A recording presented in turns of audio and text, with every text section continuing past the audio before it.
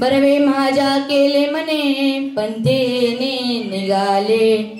तुकोबरे म्हणतात आपण ऐका, आपण जर वाईटाची संगतीत असेल तर आपण वाईट बनतो, आपण जर चांगल्याची संगतीत असेल तर चांगलं बनतो. कसं दारुड्या जर दारुड्यांच्या संगतीत गेला तर तो दारुड्या पक्का दारुड्या होतो. तसंच आपण जर संतांच्या संगतीत आलो तर आपण सुद्धा काय होऊ शकतो, तर संत होऊ शकतो. असे तुकोबराय सांगतात. विठ्ठल विठ्ठल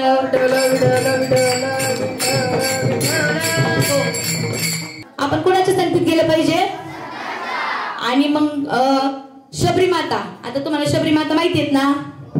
शबरी मातांचं आता 10 वर्षाच्या शबरी माता, त्यांचं आता पहिल्या काळात काय होतं, बालवयातच लग्न करून टाकायचे.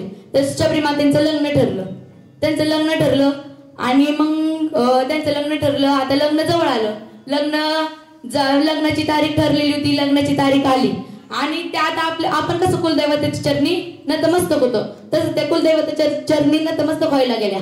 आणि नतमस्तक व्हायला गेल्या तर तिथं त्यांना एवढी आखी लाईन अशी बकऱ्यांची दिसली.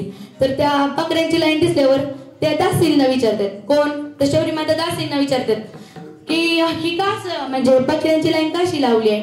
तर आपल्या दासी म्हणतात की ह्यांना तुझं लग्न लागलं की ह्या बकऱ्यांचा जीव घ्यायचा आहे, असं शबरी माता म्हणतात. मग शबरी माता म्हणतात हे मला लग्न मान्य नाहीये का, तर माझ्यामुळे एवढ्या बकऱ्यांचा जीव जाणार आहे. एवढ्या बकऱ्यांचा जीव गेल्यावर मग काय करायचं, आणि माझ्यामुळे एवढ्यांचा बळी जाणार आहे. मग मी नाही लग्न करू शकत. मग त्या लग्न नाही करत त्या चालतात तर वनात जातात.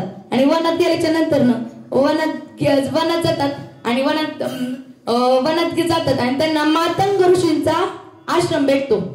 बरोबर आहे ना. मातंग ऋषींचा आश्रम भेटतो आणि त्या आश्रमाच्या जवळ त्या काय करतात माहिती का, लगेच आश्रमात जात नाही. ते एका झाडावर राहत असतात आणि त्या झाडावर काय करतात, आपले मातंग ऋषी आंघोळीला गेले, आंघोळ करून येस्तवर तर त्या अख्खा आश्रम जाळून घ्यायच्या, सजवायच्या, असं करायच्या.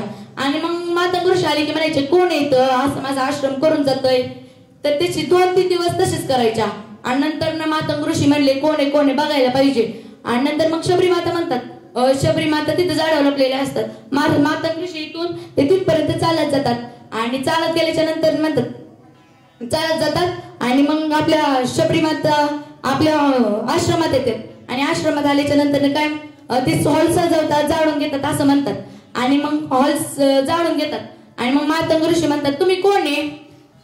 शबरी माता म्हणतात की मी एक भक्त आहे आपल्या प्रभू श्रीरामांची.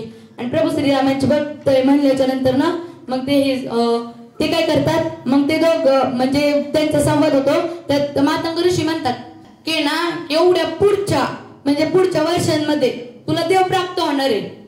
आणि ते मग काय करतात, शबरी माता रोज काय करतात, आपला आश्रम जाळून घेतात, फुलं करतात. अशी म्हणजे त्यांना वाटायचं आता या क्षणाला सुद्धा आपलं प्रभू श्रीराम येणार आहेत असं वाटायचं. आणि मग ते प्रभू श्रीराम मग काही लय इतकी वर्ष होतात की तिथे मातंग ऋषी सुद्धा मरून जातात. तरी पण त्या तसेच करत राहतात. मग 70 वयाच्या होतात तेव्हा प्रभू श्रीराम येतात. म्हणजे त्या रोज काय करायच्या, तशीच भक्ती ठेवायच्या ना. मग त्यांच्यावर आपलं प्रभू श्रीराम प्रसन्न झाले आणि प्रभू श्रीराम येतात. मग शबरी माता बोरं असतात ना, ती बोरं आपली कसं आपण मग ते काही चोखतात आणि प्रभू श्रीरामांना देतात. लक्ष्मण भैया म्हणतात अहो रामा तुम्ही तेवढी जी उष्टी बोरं खाताय.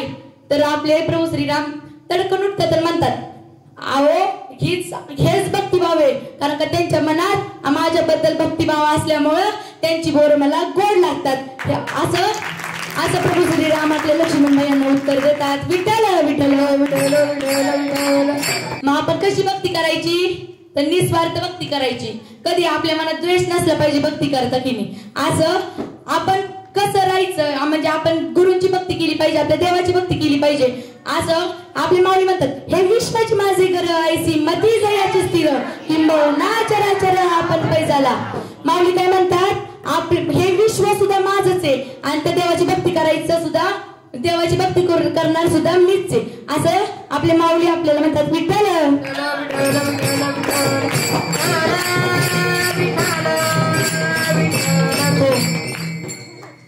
आता एक सरदार असतो आणि तो सरदार एका राजाच्या घरी कामाला जात असतो आणि तो कामाला जायचा. आता तुम्हाला माहिती कामाला जायचा यायचा असे भरपूर म्हणजे 45-60 वर्ष होऊन जातात त्याला आणि वर्ष होऊन जातात. नंतर तुम्हाला माहिती आताच्या काळात रिटायर आधीच्या काळात काय सेवा निवृत्त झाला म्हणजे ते सेवा निवृत्त होतात आणि मग ते आता तो राजा काय करतो आपल्या आता तो राजा आता ते सरदार आता आपल्या कामावर येणार नाहीये. मग तो आपला राजा काय करतो धन दौलत परत आपला पैसा सुद्धा जवळ देतो त्याच्या कुणाच्या तर ते सरदाराच्या आणि मग त्या सरदाराच्या हातात म्हणजे देतो आणि मग तो चाललेला असतो आपल्या घरी वाटेने चाललेला असतो आणि वाटेवर चाललेला असतो. मग तिथं वाटेवर बरोबर जात होता आणि तिथं भेटतात त्याला गुंड आणि गुंड भेटल्याच्या नंतर ते काय करतात गुंड भेटल्याच्या नंतर ते काय आपलं ते सगळं धन दौलत घेतात आणि धन दौलत घेतल्याच्या नंतर ते मग त्याच्या शेजारचा म्हणतो अरे ह्याला जर मोकळा सोडला तर तो त्या राजाला जाऊन सांगल नाव मग आपण ह्याला मोकळा सोडायला नको ह्याला प्राण मृत्यूदंड देऊया. मग त्याला नेतात मारण्याच्या गतीवर असतो. नंतर तो ते सरदार मनातल्या मनात म्हणतो अहो माऊली मी तुमची मी आज जर तुम्ही मला वाचवलं तर तुमच्या चरणात मी समर्पण करेन असं आपले सरदार म्हणतात आणि मग माऊली लगेच इच्छा पूर्ण करतात. आणि त्या गुंडाच्या बायकोला मुलगी नसती ना तर माऊली काय करतात तर ना ती मुलगी जन्माला आणतात आणि आता एवढी म्हणजे आता मुलं झाली होती अख्खी आणि त्यांना मुलगी जन्माला येते आणि मुलगी जन्माला आल्याच्या नंतर मग त्यांना काय आनंद होतो आणि मग आनंद झाल्याच्या नंतर आनंद होतो कुणाला तर त्या गुंडांना आनंद होतो की आता मला मुलगी जन्माला आली आज कुणालाच मारायचं नाही. मग हैबत बाबा सरदारांना सोडून जातात कोण सोडून देतात ते गुंड आणि गुंड सोडून दिल्याच्या नंतर ते हैबत बाबा तसं नाही करत. आपण काय म्हणतो देवा आता तुम्हाला बरोबर सोडवलं आता मी तुझ्या चरणी नाही नतमस्तक होणार. तो सरदार जातो आणि माऊलींच्या चरणी नतमस्तक होतो आणि मग त्यांची पायरी पण आपल्या आळंदीत आहे पंढरपूर मध्ये आहे. असं कोण होते सांगा बरं मला हैबत बाबा होते ना. मग हैबत बाबांची भक्ती कशी होती बघा मनातलं बोललेले पण आपण काय केलं असतं आपण मनातल्या मनात बोललेलं कोणी ऐकलं नव्हतं आपण गेलो असतो सरळ वाटेने कशाला कोणाच्या येत जायचंय असं. मग असं केलं का त्यांनी तर माऊलींच्या चरणी समर्पण दिलं. आपले माऊली पण सांगतात ना मग आपण समर्पणाने भक्ती करायची कधी आपण कोणाचा द्वेष करायचा का नाही. आणि मग काय होतं गोकुळामध्ये आता पाऊस पडतच नव्हतं गोकुळामध्ये आणि गोकुळामध्ये पाऊस पडाना तर गोकुळ नगरी की इंद्राच्या समोर नतमस्तक होती. मग ते पाऊस पडायचा असेल तर आपल्या इंद्राच्या समोर नतमस्तक व्हायला लागतं आणि मग ते नतमस्तक व्हायचे आणि पण आपले श्रीकृष्ण नतमस्तक व्हायचे का नाही व्हायचे आणि मग ते सगळी गोकुळ नगरी नतमस्तक व्हायची आणि नतमस्तक झाल्यावर त्या इंद्राची पूजा करायची सगळं करायची. आणि मग आता पाऊस पडायला लागला पाऊस पडला की मग असला इंद्राने पाऊस दिला तर अख्खं गोकुळात पाणीच पाणी अख्खं वारा सूर्य. तर मग काय केलं श्रीकृष्ण म्हणले एवढा अहंकार कुणाला होता एवढा अहंकार इंद्राला आलाय. मग काय करतात तर ते आपल्या एका करंगळीवर गोवर्धन पर्वत उचलून घेतात असा आणि उचलून घेतात आणि मग त्याच्या खाली गोकुळ नगरी सगळी पेटतात का तर वादळ होतं म्हणून. आणि गोकुळ नगरीला काय म्हणतात माहिती का श्रीकृष्ण तुमची काठी लावा आणि ती काठी लावली ना आणि मग श्रीकृष्ण हळू आता त्यांना पण अहंकार झाला कोणाला ज्यांनी काठी लावली होती त्यांना ते काय म्हणायचे आता माझ्यामुळेच आता हे टिकलंय आता पर्वत माझ्यामुळेच ही झालाय असं म्हणायचे. मग श्रीकृष्ण काय करायचे श्रीकृष्ण तो चतुर्थ शिरोमणी आपलं काय करायचे हळूच बोट बाजूला काढायचे आणि मग तो पर्वत खाली यायला लागला की परत लावायचे असं करायचे. आणि मग त्या इंद्राचा तर तिचा अहंकार जातो. आपण कधी अहंकार येऊन द्यायचा नाही कारण अहंकार आल्याने काही सुद्धा होऊ शकत नाही. मग त्या इंद्राचा अहंकार गेला का तर श्रीकृष्णांनी त्यांचा अहंकार घालवला. कधीच आपल्याला अहंकार घेऊन द्यायचा नसतो. ज्याचा अहंकार गेला तुका मने देव झाला असं तुकोबर आहे सांगतात. ज्याचा अहंकार गेला ना तो देव लगेच होतो. एकदा काय होतं माहिती का, कुंभकर्णाला किती भाऊ होते? किती भाऊ होते? 2 भाऊ होते ना. तो कोण? रावण आणि विभीषण. आणि त्या बायका मग ते कोणाची भक्ती करायचे तर ब्रह्मदेवाची भक्ती करायची. आणि ब्रह्मदेव मग ते किती म्हणजे त्यांची तपश्चर्या घडलेली, मग ते ब्रह्मदेवाची भक्ती करायचे. आणि मग त्यांना ब्रह्मदेव प्रसन्न होतात. कुणाला? कुंभकर्णाला, रावणाला आणि विभीषणाला. त्यांना ब्रह्मदेव प्रसन्न होतात. आणि ब्रह्मदेव प्रसन्न झाल्याच्या नंतर ब्रह्मदेव विचारतात, कुंभकर्णा तुला काय पाहिजे? तर कुंभकर्ण म्हणतो की मला 6 महिने झोप द्या. कुंभकर्णाला काय म्हणायचं असतं पण तिथं 6 महिन्यात ना एकदाच झोप द्या. पण कुंभकर्ण काय म्हणतो, तर आपली सरस्वती माताच बोलून घेते काय, तर या 6 महिन्यात मला झोपायचं आणि 6 महिने मला जागे ठेवायचं असं कुंभकर्ण मागतो. रावण काय मागतो, तर मला 10 तोंड द्या. ब्रह्मदेवाला म्हणतो 10 तोंड द्या आणि 10 तोंड द्या आणि मला अमृत द्या. अमृत कुठं असतं? त्याच्या बेंबीत असतं, बरोबर ना. आणि अमृत बेंबीत असतं. आणि मग आता विभीषणावर बारी येते. मग विभीषणाला विचारतात तुला काय पाहिजे? तर विभीषण म्हणतो की मला, त्याच्या मनात काय विचारायचं माहितीये का, हे माझे 2 भाऊ माझ्या शेजारी आहेत आणि मी जर ह्यांना म्हणलं मला विष्णूंची भक्ती द्या तर हे लगेच रागवतील माझ्यावर. तर मग तो काय म्हणतो, विभीषण काय म्हणतात माहिती का, विभीषण म्हणतात की तू माझ्या मनात ज्या देवाची प्रीती आहे ना त्या देवाची मला भेट घडू द्या आणि मला त्यांच्या चरणी शरणा जाऊ द्या असं विभीषण मागतो. आणि मग विभीषण मागतो माहितीये ना आपले प्रभू श्रीराम. मग आता प्रभू श्रीराम विष्णूंचेच अवतार आहेत ना. मग विष्णूंचे अवतार आहेत आणि ते विष्णूंचे अवतार असल्यामुळं प्रभू श्रीरामांची विभीषणांची भेट होती. आणि त्यांनी काय मागितलं तर मला प्रभू श्रीरामांच्या शरणात जाऊ द्या. आपण काय मागितलं असतं मला हे द्या आणि मला ते द्या एवढंच मागितलं असतं ना. जसं रावणाने मागितलं, जसं कुंभकर्णाने मागितलं, तसं विभीषणाने नाही मागितलं. विभीषण म्हणला की मला ज्या देवाची मला भक्ती, माझ्या मनात ज्या देवाची भक्ती आहे ना त्या देवाची भक्ती द्या असं म्हणतात. आणि मग आपले आता विष्णुदेव आपले प्रभू श्रीरामाची विभीषणाची भेट घडती आणि त्या विभीषण प्रभू श्रीरामांच्या चरणी नतमस्तक होतो आणि त्यांच्या शरणात जातो. म्हणून त्यांचं चांगल्या ह्याने नाव घेतात. कोणाचं? तर विभीषणाचं. तसंच आपण सुद्धा देवाला काय मागायचं तर चांगलं काहीतरी मागायचं. असं नाही मागायचं मला दिवाणच पाहिजे, मला माझं लवकर लग्नच होऊ दे असं नाही मागायला चालणार आपल्याला. असं मागितलं तर आपल्याला देव लवकरच वर घेऊन जाईल असं नाही करायचं. आणि मग आपण काय केलं पाहिजे तर आपण आपल्या देवाची भक्ती मागितली पाहिजे. कोणाला? तर आपल्या देवालाच मागितली पाहिजे. असं काहीतरी मागायचं. आपण काय मागितलं तर देवाची भक्ती मागितली पाहिजे असं सांग. पण एकदा काय होतं, एक साधू बाबांचा आश्रम असतो आणि साधू बाबांचा आश्रम असतो ना ते साधू बाबा लवकर उठायचे, तपश्चर्या करायचे आणि तुमच्यासारखे शिष्य होते. आपल्या गुरुजींना कसे शिष्य तसे त्यांना पण शिष्य होते. आणि त्यांचे शिष्य आपलं असं नाही का आपण कसं पत्र देतो तसंच द्यायचे. कुणाला द्यायचे? साधू बाबांना द्यायचे. आणि मग त्यांचे शिष्य साधू बाबांना दिल्यानंतर ना आणि मग तिथं त्यांच्या आश्रमात चोरायचे. ते सगळं घेऊन जायचे. दहन दौलत असायची ते सगळं घेऊन जायचे. आणि ते मग चोरायचे आपले घ्यायचे. असे 4, 5, 6, 7 दिवस जातात तसेच असे मग निघतात. आणि त्यांना म्हणजे आता तुम्ही माहिती का, तुम्ही जर शिपाई ठेवला शिपाई रात्रभर जागतो का? नाही ना जागत. त्याला डुलकी एक तरी येते. मग 7-8 दिवसानंतर ना त्यांच्या आश्रमाच्या समोर असे 2 शिपाई येऊन उभे राहतात. असे एकाकडे एक आणि एकाकडे एक. ते असं तटस्थ उभं राहतात. तटस्थ अजिबात हालत नाही, काहीच करत नाही. आणि मग ते चोरांना मग ते 3-4 दिवस तसेच असतात ना. ते दिवसाचे नसतात.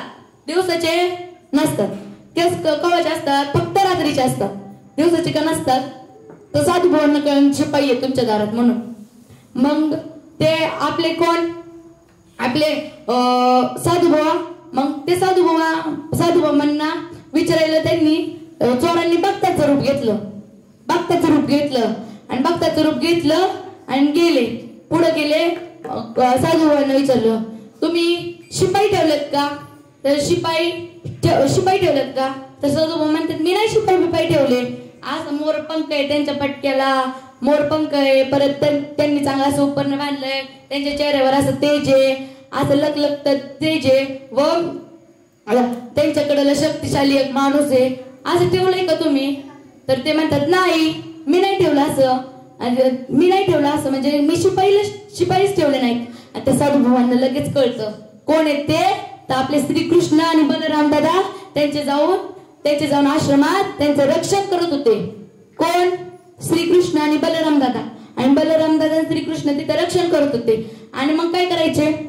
आता त्यांना कळतं कुणाला? साधू भावांना. श्रीकृष्ण आणि बलराम आपले ह्याच्यात येतात आणि आपलं रक्षण करतात असं कळतं. पण त्या चोरांना कळतं की ना हे आपले श्रीकृष्ण आणि बलराम दादा होते. आता बघा आपण किती तपश्चर्या केली तरी न मागता आपल्या देवाने दिलंच का नाही? मग तसं न मागता आपण काहीतरी मागितलं तर आपल्याला देव देतो. पण साधू भावांची तपश्चर्या बघा, त्यांचं भक्तिभाव बघा. त्यांच्या आश्रमात येऊन श्रीकृष्ण सेवा म्हणजे तिथं रक्षण करत असतात. मग बघा त्यांची किती तपश्चर्या असेल. तसंच आपल्या पण संस्थेत येऊन गेला असेल. श्री माऊली नाचायला गेले की श्री माऊलींच्या पण अंगात येऊन गेला असेल. कधी आपल्या संस्थेत तर रात्रीचं रक्षण करायला येऊन गेला असेल. तसंच त्या साधू भावांच्या पण आश्रमात यायचं. कोण? तर श्रीकृष्ण. आपले कसं संस्थेत येतात, आता नाचायला लागलं की येतात आपले पण नाचून परत जातात. आपल्याला कळतं का श्रीकृष्ण आल्यात, कोण आलंय?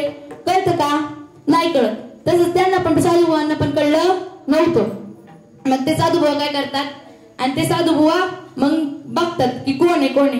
आणि तसंच आपल्या श्री माऊलींच्या तसंच देव येतो ना, तसंच मग आपली सेवा बघून म्हणजे आपले भक्तिभाव बघून त्या साधू भावांच्या आश्रमात आपले श्रीकृष्ण येतात. आणि तेच म्हणजे आपण कसं भक्तिभाव ठेवला पाहिजे तर अनपेक्ष भक्तिभाव ठेवला पाहिजे. देव आपल्याला काहीच कमी पडून देणार नाही. कारण का गुरुजींनी पण जास्त देवाची भक्ती केली आणि आपल्या मुलांनी सुद्धा नाम जपाचं कार्य करतात. त्यामुळे आपला देव सुद्धा कधीच आपल्या वळणावर आपल्या अडथळा आणून देणार नाहीये. आता तो धनगराचा मुलगा, मग आपल्याकडे त्यांच्याकडे बकरी असतात. कुणाकडे? धनगराच्या मुलाकडे. आणि त्या धनगराचा मुलगा बकरी घेतो, चारायला नेतो आणि त्याला भेटतं महादेवाचं मंदिर. आणि महादेवाचं मंदिर भेटल्याच्या नंतर मग ह्याच्यावर किती पाला पडला नाही का असं तो विचार करतो. तिथलं मंदिर तो साफसफाई करतो आणि त्या काय निश्चय करतो माहिती का? तो म्हणतो महादेवाला कसं का होईना आपण आपलं काही थोडं प्यायलाच बरं सुद्धा पाणी आणून टाकायचं, पाणी आणून अभिषेक करायचा. कोणाचा? तर महादेवाचा. तर ते काय करायचे? तुम्ही सांगा ओंजळीत पाणी येईल का? ओंजळीत पाणी येईल का? येता सांडून जाईल. आपल्या केळीच्या पाण्यात पाणी येईल का? ते काय करतो? केळीच्या पाण्यात पण पाणी येतो नाही. आणि मग तो काय करतो? तर आपल्या तोंडात पाणी घेतो आणि महादेवाच्या मंदिरापर्यंत जास्तवर तर ते पाणी तसंच टिकून राहतं आणि त्या महादेवाचा अभिषेक घालतो. तसं रोज करतो वर्ष होतं. आणि वर्ष झालं की येतं काय? येते महाशिवरात्र येते. आणि महाशिवरात्र आल्याच्या नंतर मग आता तुम्हाला माहितीये स्वार्थपणाने कोण भक्ती करतं? तर स्वार्थ माणूस काय करतो? स्वार्थी राजा येतो आणि आपल्या महादेवाची ही करत असतो. आणि तो सगळे घेऊन येतो, आपलं दही दूध सगळं घेऊन येतो. आणि तो आपल्या महादेवाची पूजा करायला लागतो. तेवढ्यात मग धनगराचा मुलगा तिकडून पळत येतो. आणि ते त्यांच्या आता राजाचे शिपाई असतातच. तुम्हाला माहिती का? राजाचे शिपाई असतातच.